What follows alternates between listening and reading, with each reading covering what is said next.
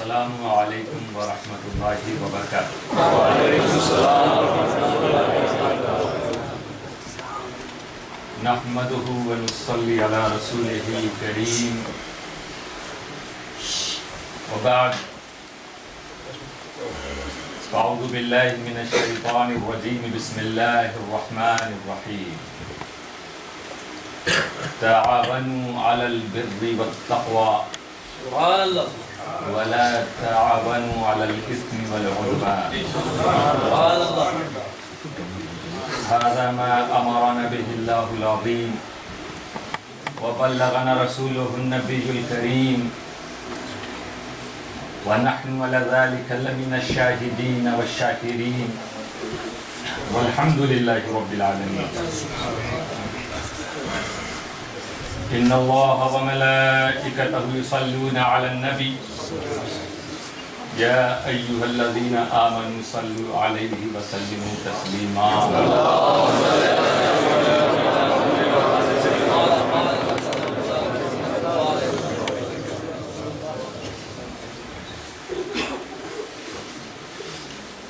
طالب ذات کہاں، طالب لذات کہاں، طالب ذات کہاں، طالب لذات کہاں، میری فردوس ہے انگور کی جنت کے سوا۔ دل پہ دلدار کے ہر وقت نظر رہتی ہے، اس کی سرکار میں کچھ بھی نہیں نیت کے سوا۔ دن کو ہوشیار رہو، رات کو بیدار رہو، چین کی نیند کہاں ملتی ہے تربت کے سوا۔ بڑی متبرک گھڑیاں اس وقت ہم لوگوں کے بیچ سے گزر رہی ہیں۔ یہ یوم عرفہ ہے، کل انشاءاللہ تعالیٰ عید اضحیٰ آپ سب کو مبارک ہو۔ اور یہ غروب ہونے سے پہلے جو عرفہ کا دن ہے، کہا گیا ہے جس طرح تمام راتوں میں لیلۃ القدر افضل ہے، اسی طرح تمام دنوں میں یہ آج کا دن افضل ہے۔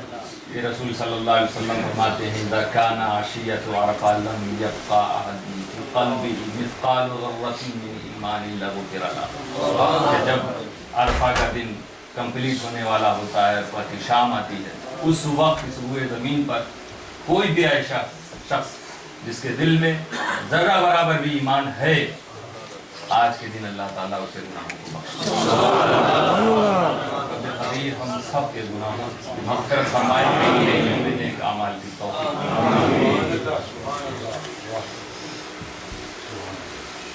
تعاونوا علی البر والتقوی، باہمی مدد کرو نیکی اور تقوی پر، ایک دوسرے کی مدد کرو، ایک دوسرے کی ہیلپ کرو، کس چیز میں؟ نیکی اور تقوی، پرہیزگاری۔ وَلَا تَعَاوَنُوا عَلَى الْإِثْمِ وَالْعُدْوَانِ، اور گناہ اور زیادتی پر کسی کی مدد مت کرو۔ تفسیر اشرفی میں حضور شیخ الاسلام نے فرمایا ہم سب مسلمان ہیں، ایمان والے ہیں، اور ہمارے ایمان کا تقاضا یہ ہے کہ ہم ہمیشہ بلند کردار کا اظہار کرتے ہیں، ایک مثالی کردار پیش کریں جو سب کے لیے، آنے والوں کے لیے مثال بنے، جیسا ہمارے بزرگوں نے کردار پیش کیے ہیں کہ آج تک ان کا چرچا قائم ہے۔ اور ایک دوسرے کی مدد، اب یہ بلند کردار کیسے اپناؤ گے اور کیسے وہ ظاہر ہوگا؟ حضرت فرماتے ہیں، سب سے پہلے حضرت نے فرمایا کہ درگزر، چشم پوشی بہت بلند چیز ہے کسی بھی اختلاف کو مٹانے کے لیے۔ دین و سنیت کی آج سب سے بڑی مدد ہو جائے گی، ہم لوگ ایک دوسرے کی مدد کر لیں گے جب ایک دوسرے کو معاف کرنے کا جذبہ پیدا ہوگا۔ امام زین العابدین نے کیا کیا نہیں دیکھا تھا اور کیسوں کو معاف کیا ہے، تاریخ بتاتی ہے۔ ایسا شخص بھی ان کی بارگاہ میں پناہ لینے آیا تھا جسے حکومت تلاش کر رہی تھی، اس سے کچھ غلطی ہوئی تھی، کہیں اسے پناہ نہیں ملی، جس گھر میں پہنچا پتہ چلا کہ تو زین العابدین کا گھر ہے۔ جب ملا تو سوچنے لگا یہ تو ہر جگہ تو میں بچ سکتا تھا، یہاں تو بچنے کا سوال ہی نہیں، اس لیے کہ میں نے کربلا میں بڑا ظلم ڈھایا۔ حضرت امام زین العابدین ملے، مہمان تھا، اس کی خاطر کی یہ سمجھا کہ پہچانا نہیں۔ بعد میں جب لوٹنے لگا تو سوچا تو ایسی شرمندگی اندر سے محسوس ہوا کہ نہیں، بلند کردار والے اگر ابھی انہیں معلوم ہو جائے تو شاید یہ ایسا سلوک نہیں کریں گے جو کر رہے ہیں، علم نہیں ہے میں کہوں، اللہ میں بتا ہی دوں۔ کہا حضرت مجھے پہچانتے ہیں؟ کہا میں تجھے اس وقت سے پہچانتا ہوں جب تو میرے بابا کے سر پر تلوار چلا رہا تھا۔ دوستو سب سے بڑی مدد یہی ہے اس وقت کہ ہم اپنے آپ سے اختلافات کو مٹا کر آگے بڑھنے کی کوشش کریں۔ کوئی ایک قدم بڑھے تو ہم چشم پوشی سے کام لیں، درگزر سے کام لیں، ضرورت ہے سنیت کو منسلک کرنے کی۔ اللہ تعالیٰ ہم سارے مسلمانوں کو توفیق عطا فرمائے۔ نیز اور تقویٰ کی سب سے اچھی مثال اس وقت ہوگی کہ ہم سب اتحاد کی کوشش کریں، ایک دوسرے سے ملنے کی کوشش کریں۔ وَلَا تَعَاوَنُوا عَلَى الْإِثْمِ وَالْعُدْوَانِ، اور گناہ اور زیادتی پر تعاون مت کریں۔ اچھا، تعاون کا جذبہ ہر قوم چاہتی ہے، تعاون ہر ملک چاہتے ہیں ایک دوسرے کے ساتھ تعاون، کیونکہ دنیا نے بہت بڑی بڑی تباہی دیکھی، اسی لیے سیکنڈ ورلڈ وار کے بعد یونائٹڈ نیشن وجود میں آیا، اور وجہ وہی تھی ایک ملک دوسرے ملک کے تعاون کے لیے کام کرے گا، معاون بنے گا ایک دوسرے، جو بھی بنود طے ہوئے ہوں اس وقت، جو بھی دستور بنا ہو۔ لیکن آج کئی سال گزرنے کے بعد بھی ایسا لگتا ہے کہ سارے ملک مل کے جو چیز چاہتے تھے وہ انہیں ملی نہیں، ورنہ اس کا ذکر ہوتا، ہیروشیما ناگاساکی کی تباہی کا ذکر تو ہوتا ہے، ایک نے دوسرے کو فنش کیا، ختم کیا، تباہ کیا، ظلم و بربریت کے پہاڑ توڑے، یہ یادگار تو منائی جاتی ہے، لیکن ایک دوسرے کی ہیلپ کی ہوئے، ایک دوسرے کو ترقی دی ہو، ایسا تعاون جس میں کچھ ایسی بات بنے کہ سال میں ایک دن اس تعاون کو یاد کیا جائے، کسی بھی ملک میں۔ یہ وہ دنیا والے جو یہ دعویٰ کرتے ہیں کہ ہم سب مل کے بہت کچھ کر سکتے ہیں، اہم مقصد تھا امن و شانتی کا قیام، یونائٹڈ نیشن کا ہے، مگر ہم دیکھ رہے ہیں کہ ظلم، فتنہ، ٹیررزم، آتنکواد ختم نہیں ہوا، شکلیں بدل کے آتا رہا۔ کل بھی بے گناہوں کو مارا گیا، آج بھی بے گناہوں کا قتل ہو رہا، کئی ملک آپس میں ملے، ان میں یونٹی ہوئی، تعاون کا جذبہ ہوا، مگر منزل نہیں مل سکی۔ اسی لیے ہم تباہیوں کو یاد کرنے کے لیے کوئی نہ کوئی دن مقرر کر چکے ہیں، کوئی نہ کوئی دن ایسا آتا ہے جب ہم یاد کرتے ہیں کہ فلاں ملک بگڑ گیا تھا، فلاں ملک میں تباہی آ گئی تھی، فلاں جگہ ظلم و بربریت کے پہاڑ توڑے گئے تھے، مگر آج تک اس وقت کوئی ایسا دن ہم یاد نہیں کرتے جو تعاون کے لیے عظیم مثال بنے۔ وجہ کیا؟ کہ دنیا والوں نے اس تعاون کی بنیاد جس چیز پر رکھی تھی لگتا وہ صحیح نہیں، اسی لیے قرآن نے فرمایا کہ بنیاد کیا ہونی چاہیے؟ تعاونوا علی البر والتقوی، ایک دوسرے کی مدد کرو نیکی اور تقوی پر۔ کیسی مدد؟ کہ ہزاروں سال پہلے ایک باپ بیٹے کے بیچ میں تعاون کی وہ ایسی مثال تھی کہ خدا تعالیٰ نے قیامت تک اس یادگار کو باقی رکھنا مسلمانوں پر واجب کر دیا۔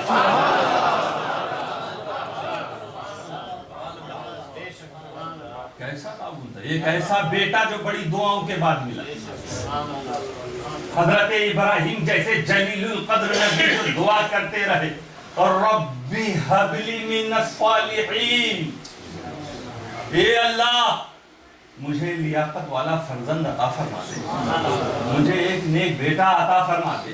عمر 80 سال کو پہنچ رہی ہے، دعا کب سے کر رہے ہوں گے، یہ اچانک خوشخبری ملتی ہے فَبَشَّرْنَاهُ بِغُلَامٍ حَلِيمٍ۔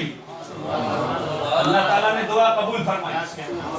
ایک بیٹا چاہتے تھے اور نیت کی تھی، نیت کیا تھی؟ تفسیر شریف اٹھا کے تو اردو میں ترجمہ فرماتے ہیں تاکہ مسافرت کے وقت، غربت کے وقت کہیں میں جہاں پر میرا کوئی نہ ہو میرا بیٹا کام آئے۔ کس چیز کے لیے؟ اطاعت کے کاموں میں میرا بیٹا میرا معین بن جائے، مددگار بن جائے۔ یہ نیت ہے جی، ایک بیٹے کی ضرورت محسوس کر رہے۔ اللہ تعالیٰ نے فرمایا فَبَشَّرْنَاهُ بِغُلَامٍ حَلِيمٍ کہ ہم نے ابراہیم کو ایک بردبار بیٹے کی خوشخبری دی۔ اور اب بیٹا آ گیا، کتنا خوش ہوئے ہوں گے کہ اب میں اکیلا نہیں، میرے اکیلے پن کو دور کرنے والا میرا بیٹا آ گیا۔ جیسا حضرت ابراہیم چاہتے تھے رب تعالیٰ نے ویسا ہی عطا فرمایا، من الصالحین۔ اللہ تعالیٰ نے فرمایا حلیم میں بھیج رہا ہوں بیٹا، بردبار ہے، جیسا تم چاہتے ہو ویسا۔ بیٹے کی پرورش ہو رہی، بیٹا بڑا ہو رہا ہے، اب باہر نکلنے لگا، چلنے پھرنے لگا، کچھ سمجھنے لگا، دنیا کے حالات کا احساس اسے بھی ہونے لگا۔ ایک ایسی عمر ہوئی کہ جہاں باپ بیٹے سے کچھ کہے، باپ بیٹے سے کچھ کہے، بیٹا جواب میں کچھ کہے، پیار بڑھتا جا رہا ہے، محبت بڑھتی جا رہی ہے۔ فَلَمَّا بَلَغَ مَعَهُ السَّعْيُ، اللہ تعالیٰ قرآن فرما کہ جب اسماعیل کے دوڑ دھوپ کرنے کی عمر ہو گئی، ہوتا نا بیٹا باپ باہر ہے تو انتظار کر رہا ہے، ابھی میرے باپ میرے لیے کچھ تحفہ لے کر آئیں گے، مٹھائی لے کر آئیں گے۔ کچھ اور سمجھدار ہے میرے باپ میرے لیے کوئی نہ کوئی بندوبست کرنے گئے ہیں، وہ بندوبست کی خبر آ کر کریں گے۔ حضرت ابراہیم آئے کب؟ اس عمر میں جب دوڑ دھوپ کرنے کی عمر، کچھ سمجھ بوجھ کی عمر ہو گئی حضرت اسماعیل کی، تو حضرت ابراہیم اللہ تعالیٰ نے اس کو نقل فرمایا، بیان فرمایا قرآن میں۔ کیا حضرت ابراہیم نے کہا؟ ان کے الفاظ کو رب تعالیٰ قرآن میں نازل فرمایا، یا بنی انی ارا فی المنام انی اذبحک۔ اے میرے بیٹے، ادھر میں خواب میں دیکھ رہا ہوں کہ میں تم کو ذبح کر رہا ہوں۔ کئی بار میں دیکھ چکا ہوں میں تمہیں ذبح کر رہا ہوں۔ فانظر ماذا ترى، اب تم غور کر لو تمہاری کیا رائے، تم کیا چاہتے؟ ایسا تعاون ہے۔ دیکھیں رب تعالیٰ اس گفتگو کو، تعاون والی گفتگو کو لفظ بلفظ ذکر فرما رہا۔ فانظر ما ترى، اے میرے بیٹے تم اپنی رائے بتاؤ، میں نے ایسا دیکھا، میں ایسا دیکھ رہا ہوں، تمہارا کیا کہنا؟ تو یہ نہیں کہ انہوں نے کہا میں سوچ کے بتاتا ہوں، بر اور تقویٰ پر تعاون کی بات تھی، میں کل بتاؤں گا۔ فوراً نبی ان کی بات کمپلیٹ ہوئی، وہ کہتے یا ابتی، اے میرے والد۔ یہ دنیا والے اس طرح کی اگر خبر کبھی دیں جس سے بچے کو تکلیف ہو تو باپ کہے بڈھے کیا سوچ رہے ہو، غصہ ہوگا کہنے میں، کیسی بات کر رہے ہو، مجھے ہلاکت میں ڈال رہے ہو۔ یا ابتی ایسے وقت کہہ رہے ہیں میرے والد، مطلب اب اسماعیل بھی جو کہہ رہے ہیں وہ خوشی خوشی کہہ رہے ہیں۔ یا ابتی افعل ما تؤمر، آپ کو جو حکم دیا گیا ہے اسے پورا فرما دیجئے، اسے بجا لائیے۔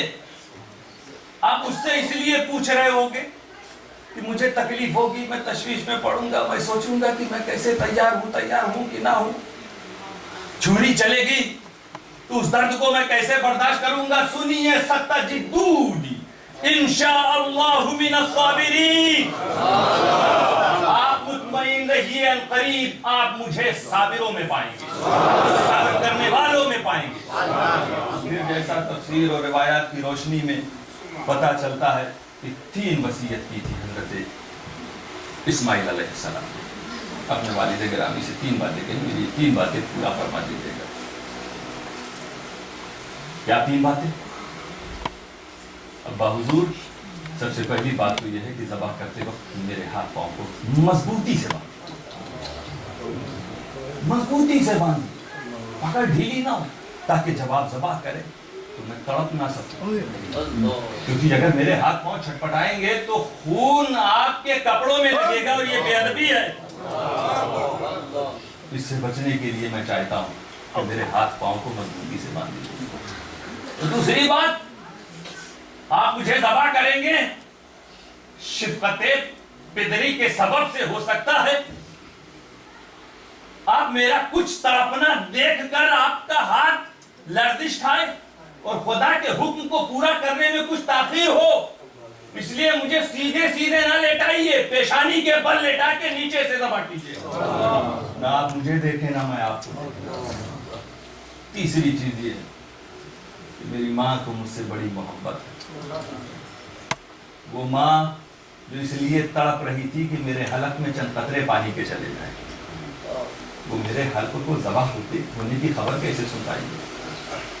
جس نے صفا و مروہ کے درمیان سعی کی ہو، مجھے پیاسا دیکھ کر، مجھے تڑپتا دیکھ کر، مجھے بے چین دیکھ کر کیا گزرے گی میری موت کی خبر سن کر؟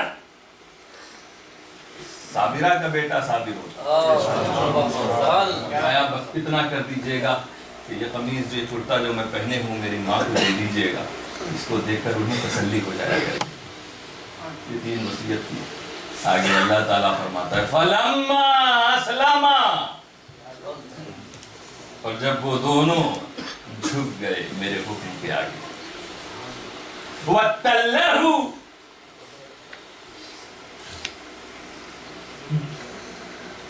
تَلَّهُ بِالْجَبِينِ، جیسا حضرت اسماعیل نے کہا تھا کہ الٹا لیٹائیے، دونوں خدا کے حکم کو پورا کرنے کے لیے تیار ہوئے اور پیشانی کے بل لیٹا دیا حضرت اسماعیل علیہ السلام۔ سوچو کتنا بڑا امتحان ہے، ایک باپ جانور ذبح کرتے ہیں، جو لوگ ان سے پوچھو جانور سے آنکھ نہیں ملا پاتے، جب جاتا ہے ذبح ہونے کے لیے تو اسے دیکھ نہیں پاتے، چند دن گھر میں رہ جائے اس سے محبت، تو اپنا لگتے جگر ہو، جو اتنی دعاؤں کے بعد پیدا ہو، جو سہارا بنا ہو، جو اکیلا پن دور کر رہا ہو، جو صالحین میں سے ہو، جو حلیم و بردبار ہو، ایسا فرما بردار ہو، اس بیٹے کو ذبح کرتے وقت چھری چلنے والی ہے، ارشاد ہوا وَنَادَيْنَاهُ أَن يَا إِبْرَاهِيمُ، اللہ فرما رہا ہم نے آواز دی اے ابراہیم، قبول ہو گیا، فَصَدَّقْتَ الرُّؤْيَا، تم نے خواب کو پورا کر دیا، یعنی میرے حکم کو پورا کر دیا۔ آپ سب جانتے چھری حضرت اسماعیل علیہ السلام کے گردن پر نہیں چلی، کئی باتیں آتی اس میں یہ کہا جاتا کہ تانبا کاپر کے پلیٹ ٹائپ کی چیز آپ کی گردن پر آ گئی، چوری اس پہ چل رہی تھی، گردن میں پھنس گئی، ایک آ گیا کہ گردن پر چلتی تھی، گردن کرتی تھی، پھر اپنے آپ صحیح ہو جاتی، ایک بات یہ بھی کہی گئی، اور ایک یہ کہ قدرت الہی سے چھری الٹی ہو گئی، حضرت ابراہیم سمجھ رہے ہیں سیدھی، وہ الٹی تھی اس لیے چل نہیں گئی۔ بہرحال اللہ تعالیٰ کو یہ ادا، یہ تعاون، یہ ادا ایسی پسند آئی کہ قیامت تک کے لیے مسلمانوں پر یہ سنت ادا کرنا واجب ہے۔ جب صحابہ نے دیکھا کہ قربانی ہے، کیا عرض کیا یا رسول اللہ وما هذه الاضاحی یا رسول اللہ، یہ قربانیاں کیا ہے اللہ کے رسول؟ تو رسول صلی اللہ علیہ وسلم فرماتے ہیں سنت ابیکم ابراہیم، تمہارے والد ابراہیم کی یہ سنت۔ صحابہ نے پوچھا وَمَا لَنَا فِيهَا یا رسول اللہ، یا رسول اللہ یہ جانوروں کی قربانی میں ہمارے لیے کیا؟ فرماتے ہیں بِكُلِّ شَعْرَةٍ حَسَنَةٍ، ہر بال کے بدلے ایک نیکی، اتنے بال ہوتے ہیں کوئی گن نہیں سکتا، اس کے بدلے ایک نیکی، مگر مقصد میرے دوستو اس قربانی کا کیا ہے؟ نتیجہ یہی نکلتا ہے کہ مقصد خدا کی فرما برداری، خدا کے حکم کی تعمیل۔ اسی لیے قرآن کریم میں رب تعالیٰ یہ فرما رہا ہے لَن يَنَالَ اللَّهَ لُحُومُهَا وَلَا دِمَاؤُهَا وَلَكِنْ يَنَالُهُ التَّقْوَى مِنْكُمْ، یہ جانوروں کے گوشت اور اس کا خون خدا تک نہیں پہنچتا، تمہاری پرہیزگاری، تمہاری اچھی نیت، تمہارا تقوی اس کی بارگاہ میں باریہ ہوتا، وہ وہاں پہنچتا دل پہ دلدار کے ہر وقت نظر رہتی ہے، اس کی سرکار میں کچھ بھی نہیں نیت کے سوا۔ بہت سے لوگ بہت موٹا تگڑا بکرا خریدتے ہیں شہرت کے لیے، پیسہ بھی قربانی بھی ہوئی، کچھ ملا یا نہیں ملا، کیونکہ اللہ فرما رہا تھا کہ یہ موٹا تگڑا، اس کا زیادہ گوشت زیادہ خون نہیں پہنچ رہا، تمہاری پرہیزگاری تمہارا تقویٰ۔ ہاں اچھی بات ہے، جانور جو لوگ کو میسر ہے خرید کے قربانی کرتے ہیں، اچھے سے اچھا خریدیں، اسے پالیں، موٹا فرما کریں۔ کیوں؟ اس لیے نہیں کہ نمائش ہو کہ صاحب انہوں نے 5 لاکھ کا خریدا، 10 لاکھ کا خریدا، اتنے کلو کا خریدا، یہ نیت نہیں۔ رسول جو فرما رہے ہیں سمنوا ضحایاکم فإنها علی الصراط مطایاکم، کہ اپنے قربانی کے جانوروں کو خوب موٹا کرو، خوب موٹا کرو۔ کیوں خوب طاقت والا بناؤ؟ کیونکہ یہ پورے صراط پر تمہاری سواری بنے، صراط پر تمہاری سواری بنیں گے۔ مقصد قربانی کا تقوی اختیار کرنا ہے۔ تعاونوا علی البر والتقوی، ایک دوسرے کی مدد کرو تقوی اور بھلائی کے کاموں میں۔ دوسرا، ہم یہ دیکھتے ہیں ہماری عید کل آ رہی، یہ عید قربان، عید اضحیٰ، ایک عید الفطر آتی، لیکن ان دونوں عیدوں میں ایک خاص میسج ہمیں مل رہا۔ یہ جانور قربان کیے گئے ہیں، جو طریقہ رسول نے بتایا ہے تقسیم کرنے کا گوشت 3 حصے، ایک اپنے لیے، ایک اپنے اعزاء اقربا کے لیے، اور ایک فقراء و مساکین۔ عید کی خوشی میں انہیں یاد رکھا جا رہا، ان غربا کو ان کی مدد کی جا رہی، ان کے ساتھ تعاون پیش کیا جا رہا ہے۔ یہ نیکی کے کام میں رکھ سکتے ہو سب کا سب، لیکن اگر دے دو تو یہ محبوب مصطفیٰ کی سنت ہو جاتی، خدا تم سے راضی ہونے لگے۔ عید الفطر کا دن آیا، اس دن بھی سب کچھ کر رہے ہو، لیکن صبح ہوتے ہی ایک چیز واجب ہو جاتی، صدقۃ الفطر۔ ہم اپنی دونوں عید میں اپنی امت کے فقراء کو نہیں بھولتے۔ دولت مند، تیرے پاس دولت ہے تو فقیروں کا خیال رکھ، کیونکہ ان مساکین اور فقراء کی وجہ سے کیا چیز ملتی ہے۔ رسول صلی اللہ علیہ وسلم کی مجلس سجی ہوئی تھی، ایک آدمی گزرا، رسول صلی اللہ علیہ وسلم نے صحابہ سے پوچھا ما رأیک فی ھذا، اس کے بارے میں تمہاری کیا رائے؟ جو آدمی گیا، ایک شخص کہنے لگے یا رسول اللہ یہ بڑا عزت والا، بڑا دولت والا انسان ہے، اور یہ اس لائق ہے کہ اگر یہ نکاح کا کہیں پیغام دے تو اسے قبول کر لیا جائے، یہ کسی کے لیے سفارش کرے تو اس کی سفارش قبول کر لی جائے۔ اور کچھ ہی لمحے کے بعد ایک اور آدمی گزرا، پہلا گزرا تو صاحب نے ایسا بتایا کہ یہ بہت بڑا آدمی ہے، اس کی ہر بات مان لی جائے، حضور صلی اللہ علیہ وسلم خاموش۔ ایک اور آدمی گزرا، اس کے بارے میں کیا رائے؟ وہ صاحب کہنے لگے ھذا من فقراء المسلمین، ھذا احرى ان خطب ان لا ينكح، یہ ایک فقیر مسلمان ہے، یہ اس لائق ہے کہ اگر یہ نکاح کا پیغام دے تو قبول نہ کیا جائے، غریب آدمی فقیر۔ وَإِن شَفِيعَ أَن لَا يُشْفَعَ، کسی کی سفارش کرے تو سفارش قبول نہ کی۔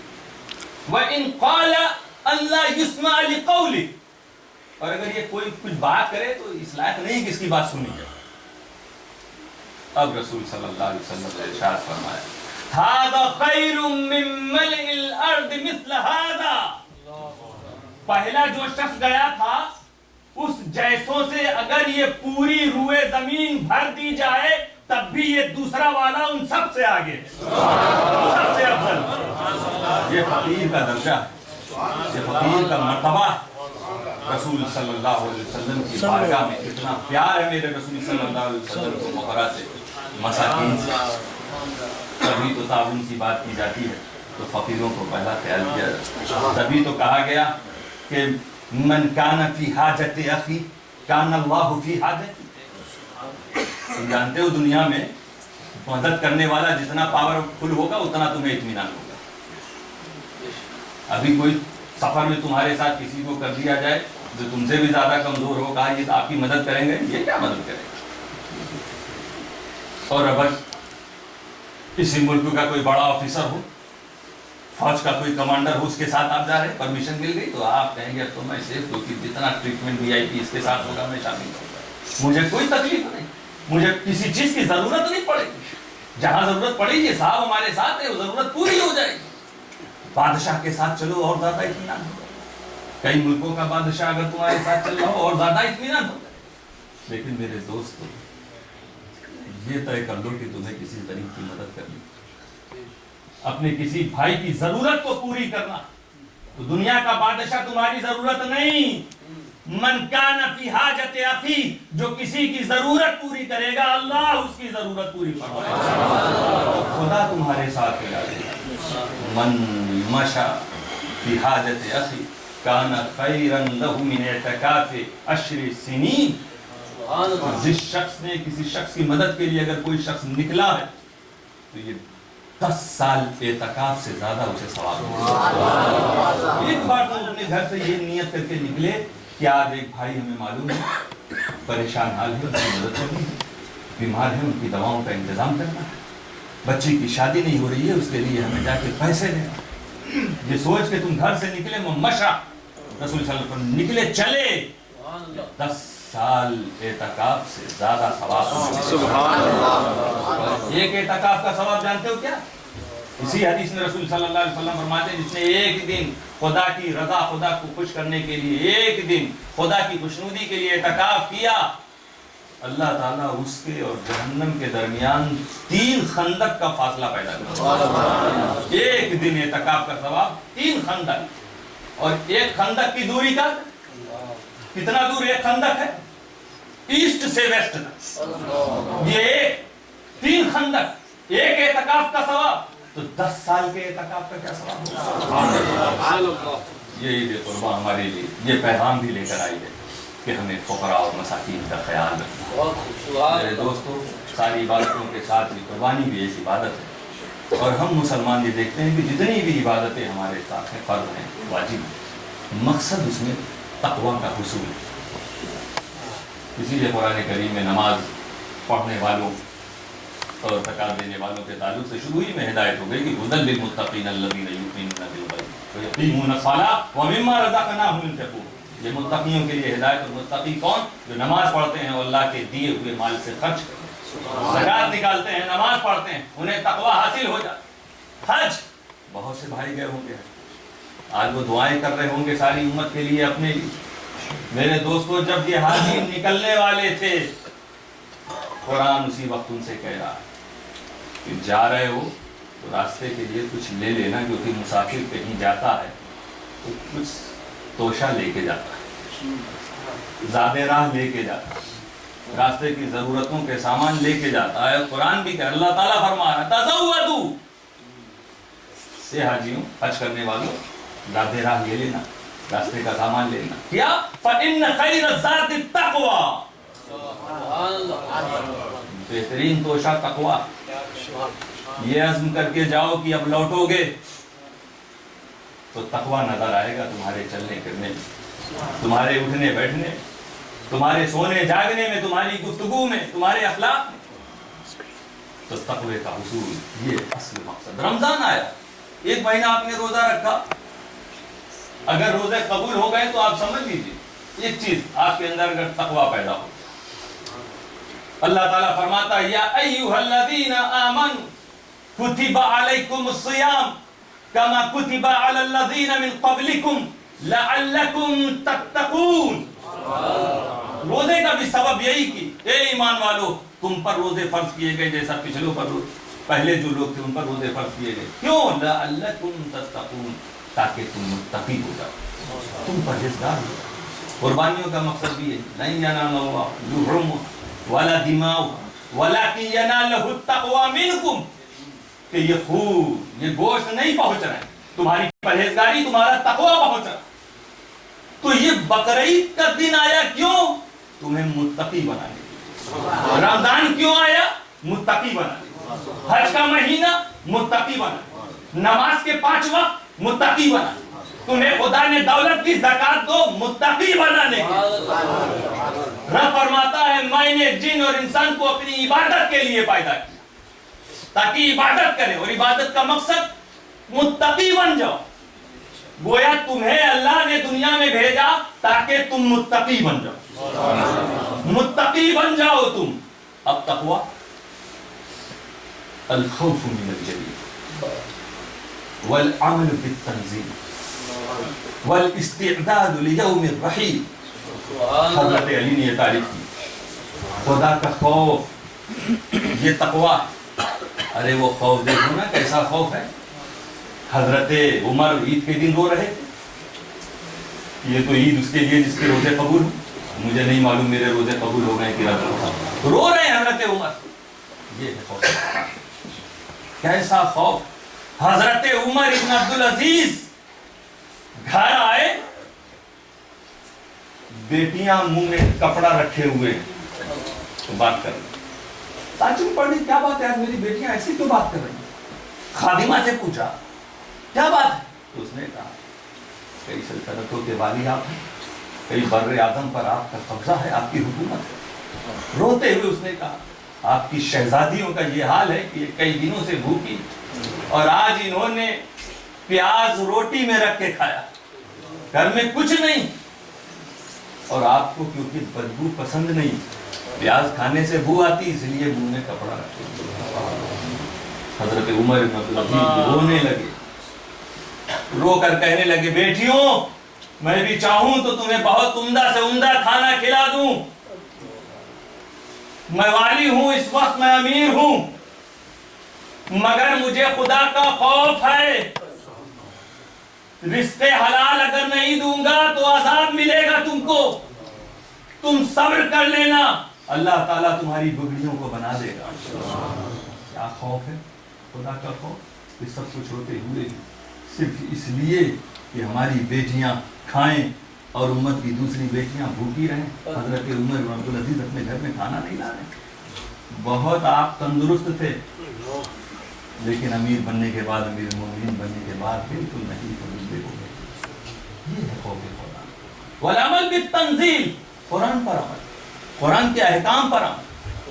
والاستعداد لیوم الرحیل, اور کوچ کے دن کی تیاری, جس دن دنیا سے جانا اس کی تیاری. یہی تقوی. تم اسی لیے پیدا کیے گئے, عبادت کے لیے پیدا کیے گئے, یعنی تقوی اختیار کرنے کے لیے پیدا کیے گئے. اور تقوی کا مطلب کیا ہے؟ قرآن پہ عمل کرو. تقوی کا مطلب کیا ہے؟ خدا سے ڈرو. تقوی کا مطلب کیا ہے؟ موت کے دن کی تیاری کرو. 3 چیز جائے گی قبر تک سب. تم لوگ بھی کئی بار قبر تک جا کے واپس آئے, ہم بھی کئی بار قبر تک جا کے واپس آئے. جن کو چھوڑ کے آئے ہو ان کا یہی حال تھا کہ ان کے ساتھ 3 چیزیں آئیں. 2 چیزیں قبر تک پہنچ کے واپس, صرف ایک ہی چیز قبر کے اندر ان کے ساتھ گئی.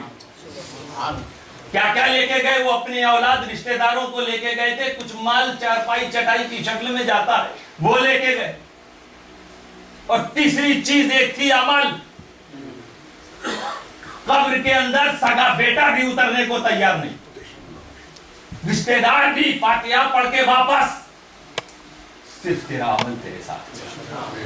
تیاری یہی ہے, عمل کرو, تقوی اختیار کرو, ایک دوسرے سے ملو تو نیکی کا کام کرو, ایک دوسرے سے ملو تو پرہیزگاری کے ساتھ ملو. تعاونوا علی البر والتقوی, اپنی بھی مدد کرو, دوسروں کی بھی مدد کرو. آخری دن کی تیاری کرو. زندگی کب ہمارے ہاتھ سے چلی جائے گی, قبر کا احوال کتنا سخت, کتنے سخت, کیسے کیسے ہم اپنی اولاد, یہ ہمارے لیے امتحان ہے. یہ بچے, یہ بیٹے بیٹیاں, یہ مال, یہ امتحان ہے دوستو. اس لیے نہیں کہ ہم اس میں گم ہو جائیں. اسی لیے اللہ تعالیٰ نے فرمایا انما اموالکم واولادکم فتنہ, تمہارا مال, تمہاری اولاد تمہارے لیے یہ امتحان ہے. اللہ اس کے ذریعے آزمائش لے. یہ نہ اولاد کی اچھی پرورش تمہیں جنتی بنا دے. یہی ہوئی موت کے دن کی تیاری. ان مال کا صحیح استعمال, یہی موت کے دن کی تیاری. تقوی اختیار کرو. کچھ منٹ باقی ہے, میں بات اپنی کمپلیٹ کرنا چاہوں گا. اب جن لوگوں نے تقوی اختیار کیا ان کی شان دیکھو. حضرت ابراہیم کی شان کیا؟ جنہوں نے پرہیزگاری اختیار کی انہیں کیا رتبہ ملتا، ان کا جلوہ دیکھ لو. اللہ فرماتا اتقوا اللہ وَاعْلَمُوا أَنَّ اللَّهَ مَعَ الْمُتَّقِينَ. اللہ سے ڈرو، تقوی اختیار کرو اور جان لو کہ اللہ تقوی والوں کے ساتھ، متقیوں کے ساتھ ہے خدا. اب جو متقی ہوگا اس کے ساتھ خدا، اور خدا جب ساتھ ہو تو کوئی پرابلم نہیں. ہر چیز سے حفاظت ہوگی، ہر شر سے حفاظت ہوگی، ہر نقصان سے حفاظت ہوگی. دنیا والے بھی اپنی حفاظت کے لیے رکھتے ہیں نا لوگوں کو، باڈی گارڈ کہتے ہیں، بلیک کمانڈو رکھتے ہیں بہت سے لوگ. ہمارے انڈیا میں تو 10-10 20-20 ایک ساتھ چلتے ہیں. پرندہ پر نہیں مار سکتا. حفاظت کرنے والا یہ لیڈرز کیوں لے کے چلتے ہیں؟ اکیلے کیوں نہیں نکلتے؟ ساتھ میں لے کے چلیں. کیوں؟ اگر حفاظت کرنے والا ساتھ میں ہے تو جان محفوظ. محافظ ساتھ میں ہو تو جان محفوظ، صحیح بات. لیکن اس دنیا نے ایک منظر کو دیکھا نا کہ محافظ ساتھ میں تھا، جان محفوظ نہیں، اسی محافظ نے جان لے لی. اندرا گاندھی کا جب قتل، باڈی گارڈ نے مارا، جو حفاظت کرنے والا تھا اسی نے جان لے لی. ہاں وہ جان نہیں لیتا اگر اسے اس پرائم منسٹر سے محبت ہوتی. تو پتا چلا کہ صرف ساتھ میں ہونے سے ہی فکر ختم نہیں کہ ساتھ میں ہے تو ہم بچ جائیں. نہیں، جو ساتھ میں ہو وہ محبت کرنے والا بھی ہو. ساتھ میں ہو تو محبت کرنے والا بھی ہو، تب جان بچے گی. وہی جس نے اس پرائم منسٹر کو گولیوں سے اڑایا، اگر وہ اس سے محبت بھی کرنے والا ہوتا تو کبھی گولی نہ چلاتا. تو حفاظت کرنے والا تب حفاظت کرے گا جبکہ وہ محبت بھی کر رہا. میرے دوستو، اللہ تعالیٰ تمہارے ساتھ ہے، اور ایسا ساتھ ہے جو فرماتا ان اللہ یحب المتقین. اللہ متقیوں سے محبت بھی کرتا. تو بچے گا تب انسان جب حفاظت کرنے والا محبت. اللہ تو ہر بندے سے قریب ہے. نحن اقرب الیہ من حبل الورید. رگے جان سے زیادہ قریب، ہر وقت ساتھ، محبت بھی کرنے والا ہو. دنیا نے ایسی بھی مثال دیکھی، اسی لیے پھر ایسے لوگوں کو چنا گیا جو محبت کریں. سمجھ گئے اس طرح کے لوگوں کو رکھنے میں خطرہ ہے. ماں کے ساتھ یہ ہوا، بیٹے کے ساتھ جو لوگ چل رہے تھے وہ تو محبت کرنے والے بھی تھے. کوئمبٹور ساؤتھ انڈیا میں راجیو گاندھی کو بم کے دھماکوں سے اڑا دیا گیا، اور اس وقت باڈی گارڈ موجود، اور یہ جتنے باڈی گارڈ تھے وہ ساتھ بھی تھے اور محبت بھی کرتے تھے. تو پتا چلا کہ معیت محبت دونوں چیز ہے. ساتھ بھی مل رہا ہے، محبت بھی، تب بھی ضروری نہیں کہ حفاظت ہو.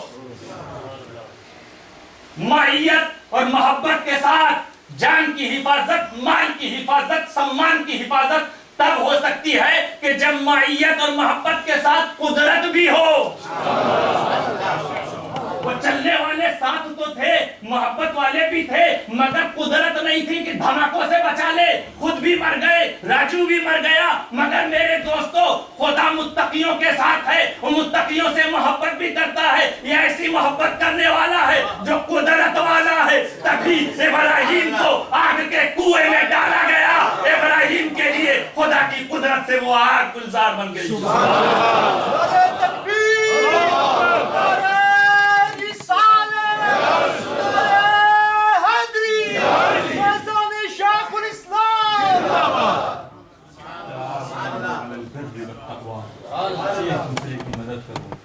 تقویٰ پر، نیکی پر، ایک دوسرے کی مدد مت کرو تم ظلم پر، گناہوں پر. اللہ تعالی ہم سب کو تقویٰ اختیار